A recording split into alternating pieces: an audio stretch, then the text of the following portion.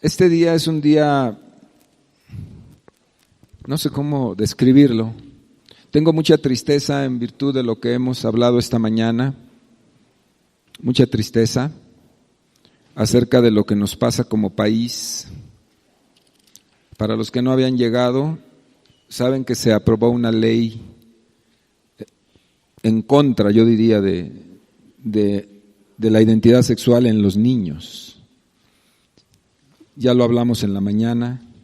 Por favor, investigue todo, no podemos repetir todo esto, pero tengo mucha tristeza porque veo cómo el enemigo y su obra avanza en este país, pero el reino de Dios también tiene que avanzar, y tiene que avanzar a paso firme, tiene que avanzar a través de nosotros, a través de nuestras vidas, no solamente de nuestra fe como personas, y por supuesto que de nuestras oraciones, sino a través de nuestro quehacer todos los días, diariamente.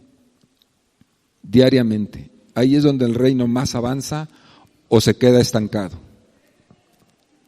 Ayer estuve con el director general del IMSS, ayer estuvimos en una reunión con él, una reunión de este tamaño con él, del número de personas que hay aquí, más o menos, poco más. Y yo me doy cuenta cuánta influencia puede tener un hombre en aquellos círculos, para bien o para mal, ¿verdad? En el poder en una nación. Entonces, les platicaré después esto, pero les digo que las palabras de una persona que es importante como él, ¿cuánta repercusión pueden tener para miles o millones de personas? Un poco de eso hablaremos durante esta reflexión de la palabra en esta mañana. Yo le pido por favor que me acompañe al libro de Esdras en el Antiguo Testamento, de Nehemías en el Antiguo Testamento, por favor. Esdras y Nehemías están muy cerquita, muy pegados.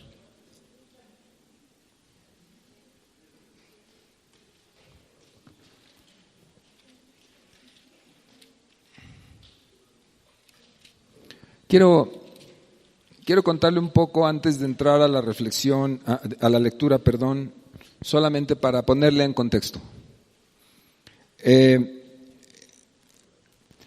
Esdras y Nehemías fueron dos personajes que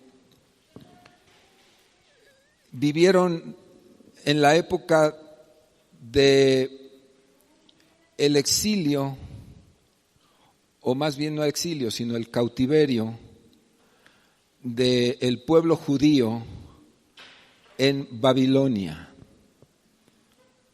Uno se convirtió en un agente tipo jefe de Estado, aunque no fue un presidente como tal, ni rey tampoco, y el otro era un sacerdote. Fueron dos hombres que definitivamente Dios los usó para traer restauración y para traer un orden a la nación de Israel. Ya sabe usted que el pueblo de Israel, después de la muerte de David, rey que tuvo el reinado más esplendoroso de la historia judía hasta el día de hoy, después de la muerte de él le sucedió su hijo Salomón, un hombre que es controversial porque a pesar de tanta sabiduría como Dios le dio, fracasó en la comisión que Dios le dio. Y sabe Dios solamente si lo tiene en su gloria o no.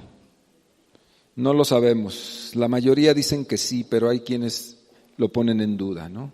No lo sé, eso es soberanía de Dios, no es el punto. Salomón sucedió a David como rey.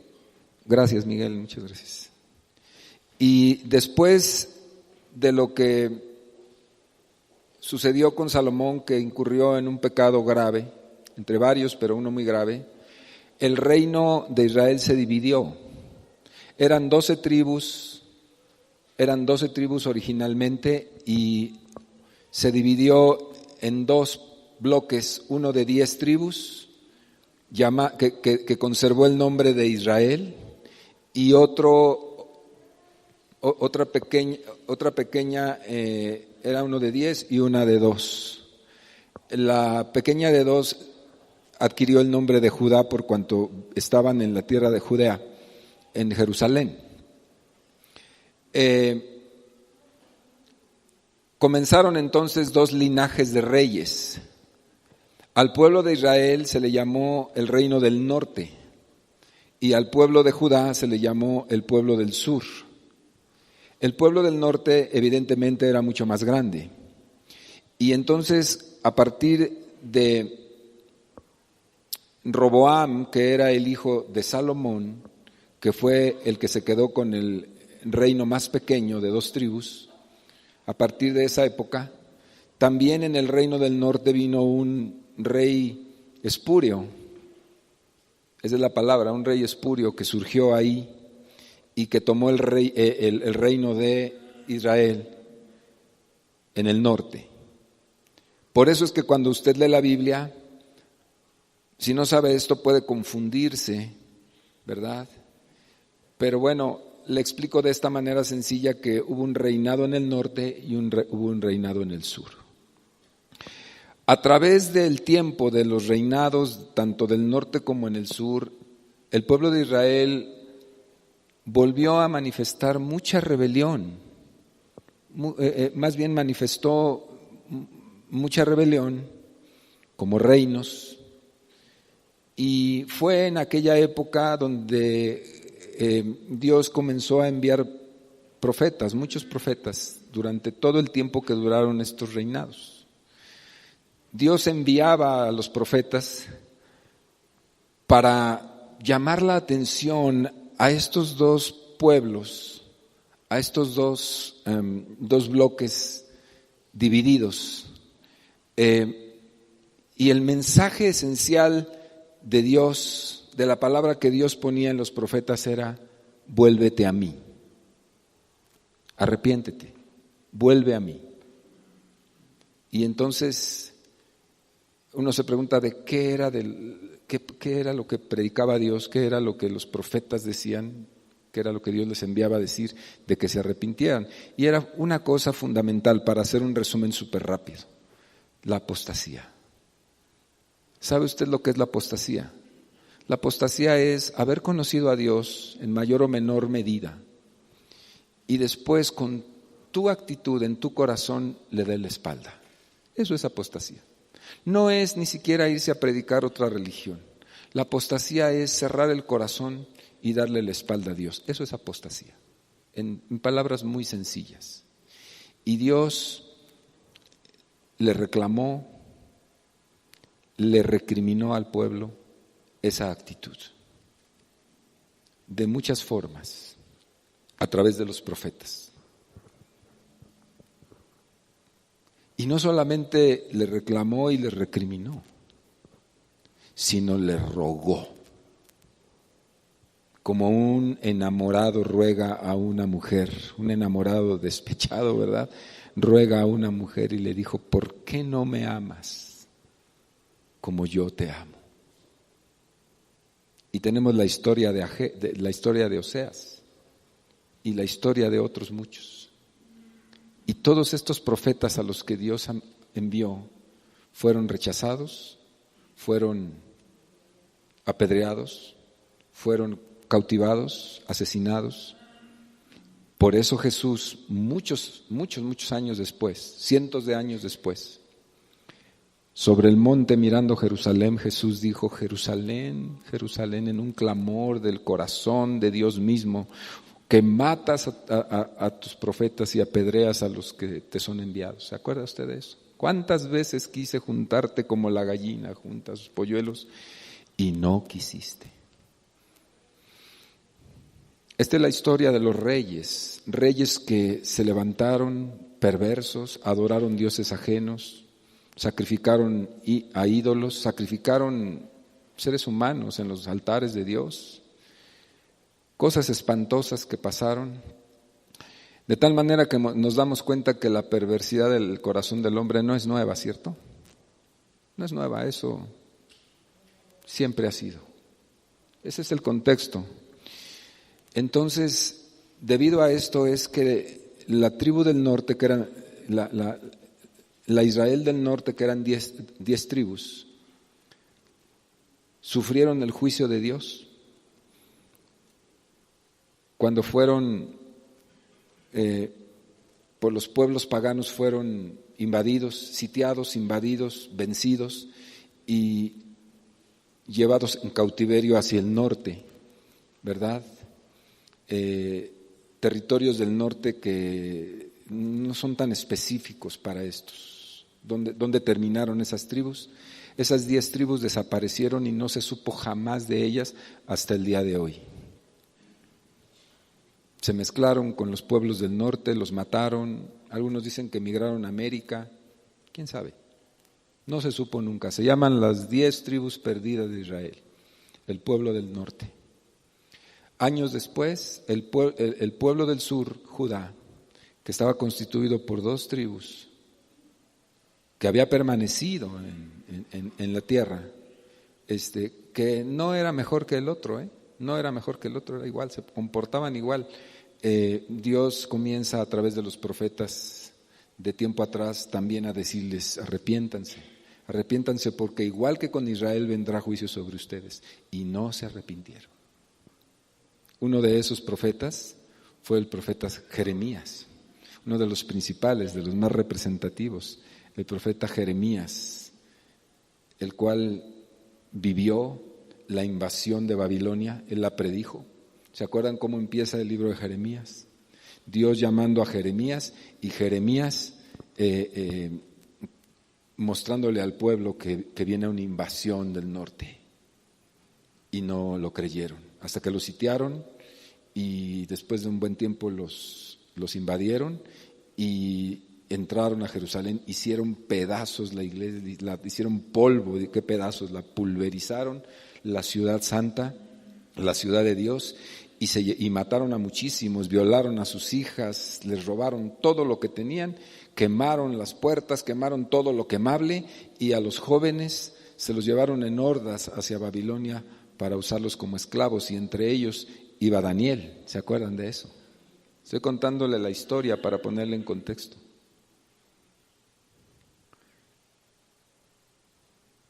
Una vez llegado el pueblo como esclavo, así lo trataron, pero en ese momento se da una coyuntura política muy interesante, muy histórica. Nabucodonosor, que era el rey de Babilonia, enloqueció y después murió. Enloqueció y antes de morir, él fue vencido por el imperio medo-persa. Fue depuesto y después murió. Pero para este entonces, los judíos que vivían en Babilonia eran ya esclavos, habían sido explotados, habían sido humillados, ultrajados, tratados como tales, como los criados de las casas, con un gran sufrimiento. Uno no entiende cuando en la época de Jesús le reprochan a Jesús, los judíos: hijos de Abraham somos y jamás hemos sido esclavos de nadie. Se les olvidaba, ¿no? Tenían una muy mala memoria. Fueron esclavos de los egipcios y fueron esclavos de los persas, de los babilonios, y se les olvidaba. Y en ese momento de los romanos, es cierto. Hombre, en fin, esa es así la historia. Después viene el momento en el que justamente, faltando unos cuantos años para cumplirse 70 años de cautiverio, 70 años es una generación, entonces faltando pocos días para cumplirse. Daniel, que era un buscador de Dios, Daniel, que era un hombre de los pocos que había que conservaban el temor de Jehová, siendo él también un esclavo, era un eunuco y trabajaba en el palacio del rey, ciertamente vivía cómodo, pero nunca se resignó a esa condición de esclavitud. Él buscaba a Dios y oraba a Dios, era un hombre de Dios. Usted sabe la historia de Daniel. Buscando, dice, buscando yo encontré el libro el rollo, ¿verdad? De donde estaba escrita la profecía del profeta Jeremías, que dijo, solo 70 años será este cautiverio y después volverán a la tierra. Y cuando él se entera de eso, cae al piso y proclama una de las oraciones intercesoras más conmovedoras de toda la Biblia, donde sus palabras confiesan el pecado de su pueblo, donde pide perdón por su pueblo, donde se arrepiente por su pueblo. Y pues Dios tenía el límite de 70 años y sucedieron cosas muy interesantes después. A poco de eso, Dios, dice la Escritura, despertó el espíritu de Ciro. ¿Se acuerda? Usted lo ha leído. Yo sé que esta historia usted se la sabe muy bien. Dice, y despertó Jehová el espíritu de Ciro, rey de Persia, es decir, el que había vencido al anterior rey. Y le dio instrucciones y le dijo, vas a dejar a mi pueblo salir, esos esclavos son mi pueblo, así que los vas a dejar salir, y no nada más los vas a dejar salir, sino que los vas a flanquear para que lleguen con bien hasta la tierra donde Nabucodonosor destruyó mi templo y mi ciudad, y ellos van a reconstruir mi ciudad y mi templo, y tú los vas a ayudar, y no solamente vas a flanquearles, sino que les vas a dar recursos para que ellos puedan reconstruir mi ciudad santa. Aleluya. ¿Usted cree en los milagros? Sí. Hombre, Dios usando a un pagano. Ciro no era más que un pagano, aunque le llama ahí mi siervo, era un pagano perverso. Y Dios le da la instrucción y le dice, me los dejas ir.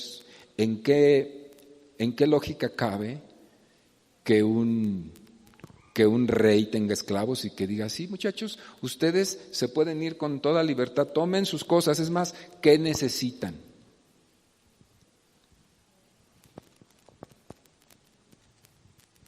¿Dónde cabe eso? Pues eso sucedió porque Dios despertó el espíritu de Ciro. Y cuando dice despertó, le dijo, ¿me vas a oír? ¿Me vas a obedecer? Sí que sí, se acabó.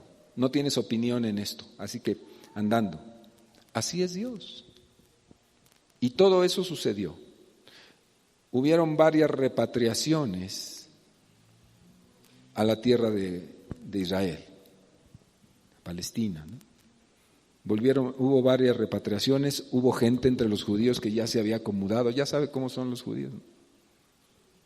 Que hacen lana luego, ya se habían acomodado y ya tenían casas y ya dijeron, no, ya de aquí no nos vamos. Algunos se quedaron. Por cierto, hay un interesante chiste al respecto, lo voy a contar, para quitarle esa cara de palo que trae usted, porque están así como, ¿está enojado? ¿Qué nos va a decir? No. Estaba un turco, ¿verdad?, en una plaza y estaba pues ahí comprando y de repente se encuentra, ¿verdad?, con un judío. Más bien lo ve de lejos y dice, ahí está ese judío que el judío dice, ahí está ese turco que me debe dinero. Y entonces se le adelanta el turco y le dice, ¿tú crees que me vas a cobrar? Raro, ¿verdad? Eso no es raro. Le dice el turco al judío, ¿tú crees que me vas a cobrar lo que te debo? No me vas a cobrar, me cobrarás, pero no te voy a pagar. Y si quieres que te pague, ve al infierno. Toma una pistola y se da un tiro, se muere. Y dice el judío, ¿tú crees que no te voy a cobrar? ¡Pah! Se muere. Y por ahí andaba un loco, ¿verdad?, que dice, este pleito no me lo pierdo. ¡Pah! Se da un tiro, se va. Muy bien. Esa es la historia, así a grandes rasgos, de cómo fueron a dar allá y cómo regresaron. Y justamente en ese retorno, en la repatriación, que se llama históricamente, estamos ubicados en ese momento. Aquí en la lectura que nosotros vamos a hacer en el libro de... ¿Les dije Esdras o les dije Nehemías? Perdónenme. Dele vuelta hacia la izquierda a su libro, a su Biblia, y vaya al libro de Esdras, porque es ahí donde quiero ubicarme. Es que uno lee Esdras y Nehemías casi indiferentemente, ¿verdad? Ahí, porque es una historia continuada, pero es en Esdras. Capítulo 1, y vamos a hacer una lectura un tanto larga, voy a tratar de hacerlo rápido para que usted no se me aburra, ¿sí? Vamos a leer, le pido que usted me siga capítulo 1, versículo 1 de Esdras. Por favor, sígame, es muy importante esta lectura. Dice, en el primer año de Ciro, rey de Persia, para que se cumpliese la palabra de Jehová por boca de Jeremías, ya se lo conté esto, despertó Jehová el espíritu de Ciro, rey de Persia, el cual hizo pregonar de palabra y también por escrito por todo su reino, diciendo, así ha dicho Ciro, rey de Persia, Jehová Dios de los cielos, me ha dado todos los reinos de la tierra y me ha mandado a que se edifique casa en Jerusalén, que está en Judá. Quien haya de entre vosotros, de su pueblo, sea Dios con él y suba a Jerusalén, que está en Judá, y edifique la casa a Jehová, Dios de Israel. Él es el Dios, el cual está en Jerusalén. Y a todo el que haya quedado en cualquier lugar donde more, ayúdenle los hombres de su lugar con plata, oro, bienes y ganados, además de ofrendas voluntarias para la casa de Dios, la cual está en Jerusalén. Hágame usted favor. Es una locura, es algo completamente fuera de este mundo, de esta realidad egoísta. No, para nada. Esto es una locura. Claro, como dice el apóstol Pablo, las cosas del reino de Dios son locura. Así es. Dice el versículo 5, entonces se levantaron los jefes de las casas paternas de Judá y de Benjamín, y los sacerdotes y los levitas, todos aquellos cuyo espíritu despertó Dios para subir a edificar la casa de Jehová, la cual está en Jerusalén. Y todos los que estaban en sus alrededores les ayudaron con plata, oro y con bienes y ganado y con cosas preciosas, además de todo lo que se ofreció voluntariamente. Y el rey Ciro sacó los utensilios de la casa de Jehová de Nabucodonosor, de la casa de Nabucodonosor, las cosas que Nabucodonosor había sacado de Jerusalén y los había puesto en la casa de sus dioses. Los sacó pues Ciro, rey de Persia, por mano de Mitrídates, tesorero, el cual los dio por cuenta a Sesbazar, príncipe de Judá. Es decir, les devolvieron todos los tesoros de Jerusalén, se los devolvieron.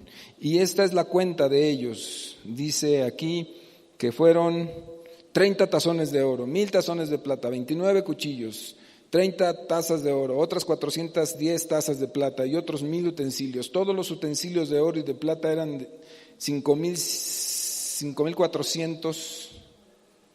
Todos los hizo llevar Sesbazar con los que subieron del cautiverio de Babilonia a Jerusalén. O sea, los mandaron, aparte de que los liberaron, los flanquearon, los consintieron, los despidieron de beso y los mandaron ricos a Jerusalén. Sigue siendo una locura, ¿no? Estos. Y luego aquí en el capítulo 2 dice, estos son los hijos de la provincia que subieron del cautiverio de aquellos que Nabucodonosor, rey de Babilonia, había llevado cautivos a Babilonia y volvieron a Jerusalén y a Judá, cada uno a su ciudad. Le voy a dejar de tarea que se aprenda todos los hijos de sí, nombres y direcciones, por favor. De aquí nos saltamos hasta el versículo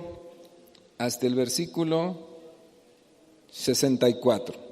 Toda la congregación unida como un solo hombre, escuche, toda la congregación unida como un solo hombre era de 42,370, o sea, era un buen de gente, sin contar sus siervos y siervas, los cuales eran 7,000, o sea que eran cerca de 50,000 por todos, y tenían cantores y cantoras. Sus caballos eran 730 y mulas 245, sus camellos 435, asnos 6,720. Y algunos de los jefes de las casas paternas, cuando vinieron a la casa de Jehová que estaba en Jerusalén, hicieron ofrendas voluntarias para la casa de Dios, para reedificarla en su sitio, según sus fuerzas. Dieron al tesorero de la obra 71,000 dracmas de oro, 5,000 libras de plata, 100 túnicas sacerdotales, y habitaron los sacerdotes, los levitas, los del pueblo, los cantores, los porteros y los sirvientes del templo en sus ciudades, y todo Israel en sus ciudades. Vaya manera de volver, ¿no? Vaya manera de volver. Después de que sucedió esto, hicieron algo muy importante. Restauraron el altar y el culto. Ya habían tenido una tremenda experiencia. Dios los había, voy a usar la palabra correcta, Dios los había castigado. Dios trajo juicio a esa nación por causa del abandono y de la apostasía. Así que lo primero que hicieron, en una conciencia profunda de su error en Babilonia, lo primero que hicieron fue restaurar el altar y el culto al Dios de sus padres. Dios tiene sus formas de tratarnos como personas cuando somos necios, como familias cuando somos necios y como nación cuando somos necios. Dios tiene sus formas muy particulares, ya que nos conoce de cabo a rabo. Y esta fue la manera en que Dios trató 7 décadas de sufrimiento al pueblo de Israel. Yo sé que hoy en muchas iglesias cristianas ni siquiera se habla de esto. Es más, si me oyeran hablar, se mueren diciendo que Dios castiga.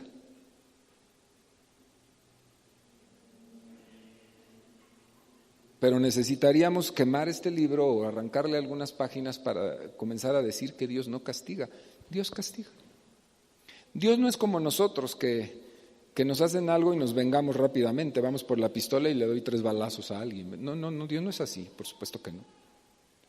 Dios es, dice por ahí un versículo, Dios es lento para la ira y grande en misericordia, pero no quiere decir que Dios sea permisivo. Dios dice, no daré por inocente al culpable. ¿Sí dice o no dice la Escritura? Dios dice.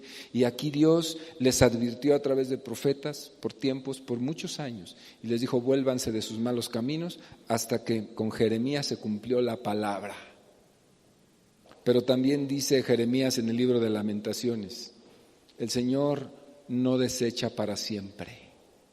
Solo fueron 70 años y Dios restaura, regresa, trae nuevamente a su pueblo con una gran lección en el corazón y en la mente de ellos. Y ese fue el fruto, o ese fue el resultado del cautiverio, que el pueblo de Israel hizo conciencia que como nación jamás podría volver a adorar dioses que no son Dios, y se quedó con un solo Dios hasta el día de hoy. Ese fue el resultado, el gran resultado del cautiverio babilónico, como nación. Claro que hay individuos entre los judíos que ni en Dios creen, o que se vuelven satanistas o cosas así, pero como nación, Israel nunca más volvió a ser un país o una nación que se fuera tras dioses ajenos. Porque Dios tiene la medida para cada uno de los necios que Él ama.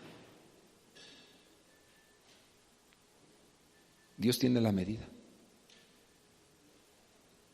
El trato es muy duro cuando se es necio, muy duro.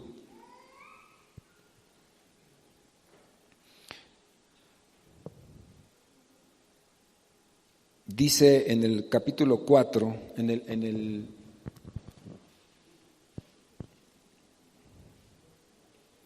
capítulo 3, dice: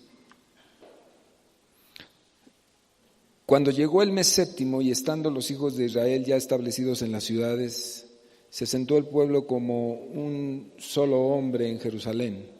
Todos se sentaron juntos. Entonces se levantaron Jesúa, hijo de Josadac, y sus hermanos los sacerdotes, y Zorobabel, hijo de Salatiel, y sus hermanos, y edificaron altar a Dios, y edificaron el altar del Dios de Israel para ofrecer sobre él holocaustos, como está escrito en la ley de Moisés, varón de Dios. Y colocaron el altar sobre su base porque tenían miedo de los pueblos de las tierras, o sea, los que estaban alrededor, y ofrecieron sobre él holocaustos a Jehová, holocaustos por la mañana y por la tarde. Celebraron asimismo la fiesta solemne de los tabernáculos, como está escrito: holocaustos cada día por orden conforme al rito, cada cosa en su día. Además de esto, el holocausto continuo, las lunas nuevas y todas las fiestas solemnes de Jehová, y todo sacrificio espontáneo, toda ofrenda voluntaria a Jehová. Desde el primer día del mes séptimo comenzaron a ofrecer holocaustos a Jehová, pero los cimientos del templo de Jehová no se habían hecho todavía. Y dieron dinero a los albañiles y carpinteros, asimismo comida, bebida, aceite a los sidonios y tirios, para que les trajeran madera de cedro desde el Líbano, por mar a Jope, conforme a la voluntad de Ciro, rey de Persia, acerca de esto. Estaban ya edificando. Comenzaron no con la ciudad. La ciudad había quedado quemada en sus puertas, destruidos sus muros, quedó abierta, pero ellos no comenzaron con la ciudad, comenzaron con el templo y con las bases de este a construir. Fíjese qué interesante. Cuando una persona entiende a Dios, muy importante, cuando una persona entiende a Dios, sobre todo si esta persona ha sido tratada por Dios, antes que querer reconstruir su casa, su matrimonio, su familia, todo lo que está mal, lo que fue destruido. Este es un buen tip. Reconstruya su altar en su corazón delante de Dios. Dicho de una manera más sencilla, para volver a empezar, lo primero que se tiene que hacer es ponerse a cuentas con Dios en serio. Si no sucede eso, aunque usted trate de reconstruir su matrimonio, su familia, su casa, sus posesiones, todo volverá a derrumbarse con mucha facilidad. Lo primero que se tiene que hacer después de un periodo de apostasía, porque hay gente que sí vuelve de la apostasía, no toda, la mayoría no, pero hay gente que sí, por la misericordia de Dios. Antes de decir, no, ahora sí voy a ir a la iglesia y ahora sí, no haga eso, no haga eso. Prenda una ofrenda de adoración a Dios en su vida, en su corazón. Incéndiala. Vuelva hacia Dios en el fondo del corazón, antes de que quiera reconstruir nada. Es la manera correcta. ¿Sí soy claro en lo que estoy diciendo? ¿No se están durmiendo? ¿Me lo promete? Okay. Bien. Eso fue lo que hicieron. Colocaron los cimientos del templo. ¿Sí? Luego dice hasta el capítulo 4, dice: oyendo los enemigos de Judá y de Benjamín, que es el reino de Judá, que los 22, veo mal, que los venidos de la cautividad edificaban el templo de Jehová, Dios de Israel, vinieron a Zorobabel y los jefes de las casas paternas y les dijeron: edificaremos con ustedes porque como vosotros, nosotros también buscamos a vuestro Dios y a él ofrecemos sacrificios desde los días de Esar-Adón, rey de Asiria, que nos hizo venir aquí. Estaban acercándose a ellos con una mentira, diciéndole: oiga, muchachos, ya vimos que están reconstruyendo su templo y sabemos que van a reconstruir su ciudad. Nosotros, si quieren, les ayudamos porque nosotros ya conocemos al Dios de ustedes desde hace algunos años, así que permítanos ayudarles. Esos eran chilangos. ¿Sabe cómo es el chilango? Aparte de mentiroso, ¿sabe cómo es? Hipócrita. No se me ofenda, pero bien dos caras. La gente del sur, a la gente del norte, tengo conocidos en el norte muy queridos, dice: la gente del sur no. Yo viví en Sonora un buen tiempo y ustedes vivieron en Nayarit, ¿verdad? Que ya es más norte que sur. Y la gente del norte dice: nos caen bastante gordos los chilangos porque son bien hipócritas, te dan una cara siempre y están pensando otra y te hacen otra. Así estaban estos, bien chilangos, diciéndoles que les iban a ayudar y que ya ellos también adoraban a su mismo Dios. Era una treta. Zorobabel, Yeshua y los demás jefes de las casas paternas de Israel les dijeron: no nos conviene edificar con vosotros casa a nuestro Dios, sino que nosotros solos la edificaremos a Jehová de Israel, como nos los mandó Ciro, rey de Persia. No los necesitamos. Gracias. Y luego estos cuates, viendo que no pudieron engañarlos, en el versículo 13 dice: estos se enojaron, se fueron y los calumniaron ante el rey de Persia, ante Ciro, y dice: ahora sea notorio al rey, o sea a Ciro, que si aquella ciudad fuere reedificada y los muros fueren levantados, no pagarán tributo, impuesto y rentas, y el erario de los reyes será menoscabado. O sea, les dijeron: si, señor rey Ciro, si estos cuates que están edificando, que tú enviaste, te edifican, ya nos dijeron que ellos no pagarán impuestos y que te olvides. ¿Eran chilangos o no?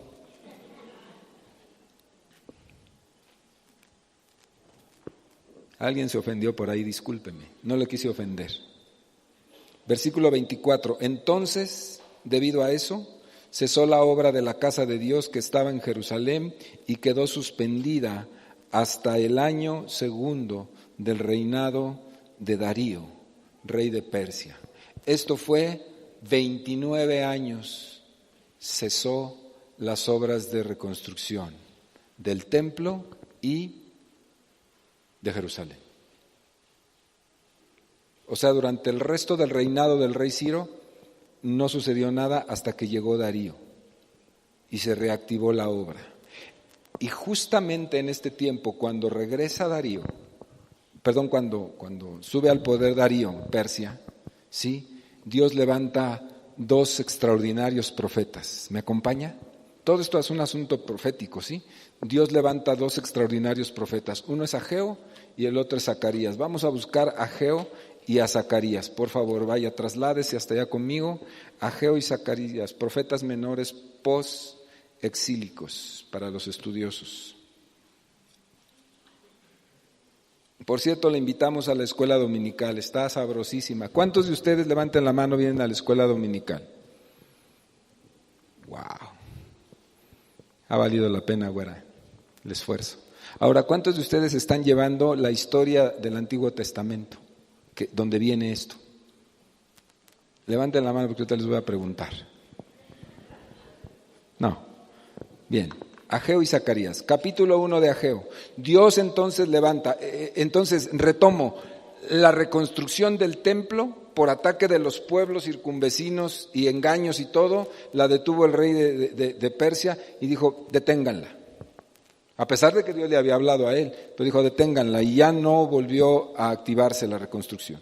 Casi 30 años pasaron, mucho tiempo, para la reconstrucción, y en ese momento, cuando el rey Darío ya estaba en el poder, Ageo, profeta de Dios, dice, capítulo 1, versículo 1, en el año segundo del rey Darío, en el mes sexto, en el primer día del mes vino palabra de Jehová por medio del profeta Ageo a Zorobabel. O sea, Dios levanta a Ageo y va a Jerusalén y le da esta profecía, esta palabra. Y le dice, hijo de Salatiel, gobernador de Judá, y a Josué, hijo de Josadac, sumo sacerdote, diciéndoles, o sea, a los dos líderes, a Salatiel y a Zorobabel, viene Ageo para darles palabra de Jehová. Así ha dicho Jehová de los ejércitos, diciendo, este pueblo dice, no ha llegado aún el tiempo de la casa de Jehová para que sea reedificada. Entonces vino palabra de Jehová por medio del profeta Ageo, diciendo,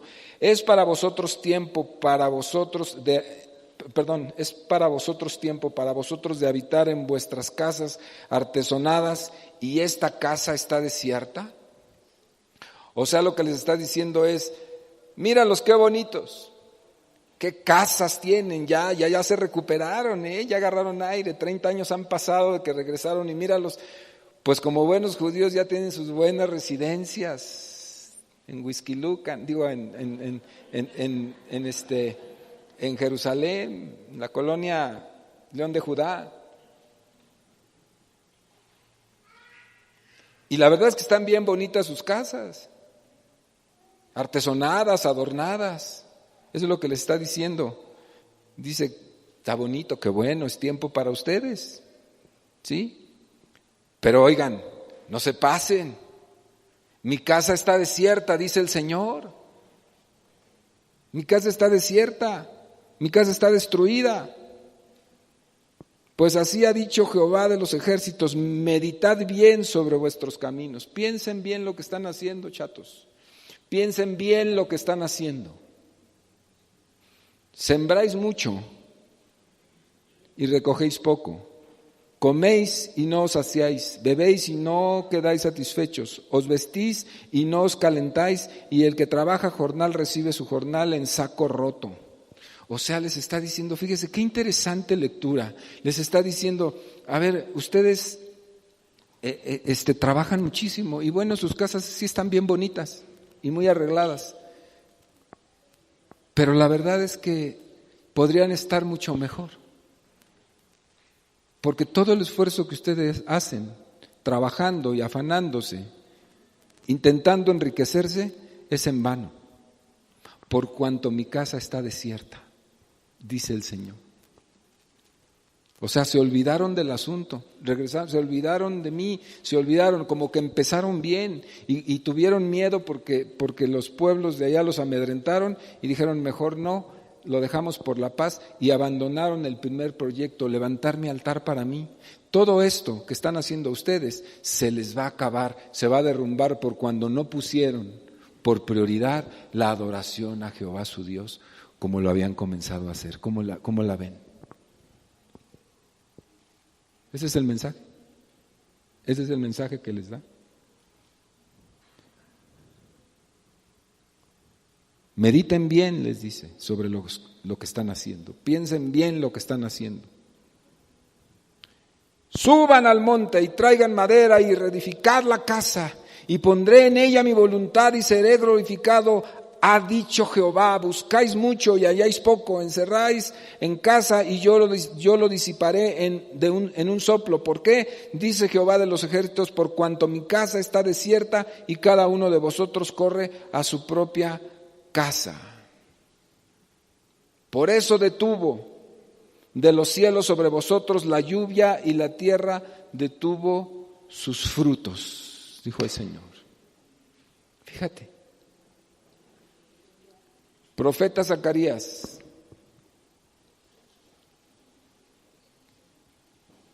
capítulo 1, 7. A los 24 días del mes 11, que es el mes de Sebat, en el año segundo de Darío, vino palabra de Jehová al profeta Zacarías, hijo de Berequías, hijo de Ido, diciendo: vi de noche y he aquí un varón que cargaba que cabalgaba sobre un caballo alazán, el cual estaba entre los mirtos que había en la hondura, y detrás de él había caballos alazanes, overos y blancos. Entonces dije: ¿qué son estos, Señor mío? Y me dijo el ángel que hablaba conmigo, yo te enseñaré lo que son estos. Y aquel varón que estaba entre los mirtos respondió y dijo: estos son los que Jehová ha enviado a recorrer la tierra. Y ellos hablaron a aquel ángel de Jehová que estaba entre los mirtos y dijeron: hemos recorrido la tierra y he aquí toda la tierra está reposada y quieta. Respondió el ángel de Jehová y dijo: oh Jehová de los ejércitos, ¿hasta cuándo no tendrás piedad de Jerusalén y de las ciudades de Judá, con las cuales has estado airado por espacio de 70 años? ¿Me siguen la historia? Sí.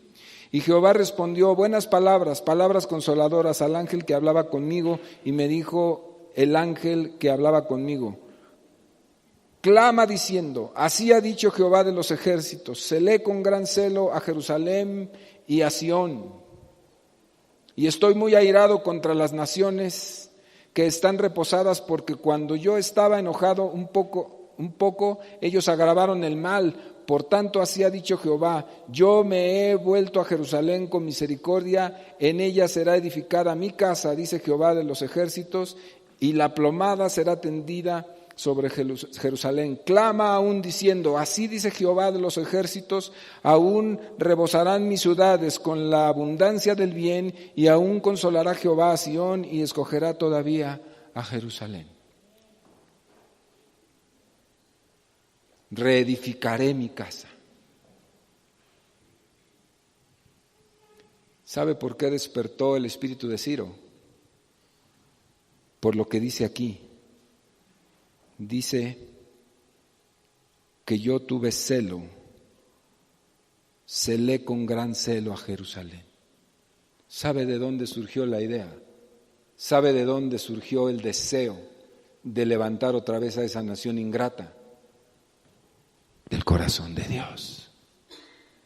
Cuando algo está en el corazón de Dios, escúcheme, nadie se interpone. Ni los hombres. Aquí despierta a Ageo y a Zacarías y les dice: movilícenlos. 30 años han pasado y ustedes no han sido capaces de volver a construir ni el templo ni la ciudad, movilícenlos. Y eso sucedió. Vamos otra vez a donde estábamos, en Esdras, por favor. En el capítulo 5.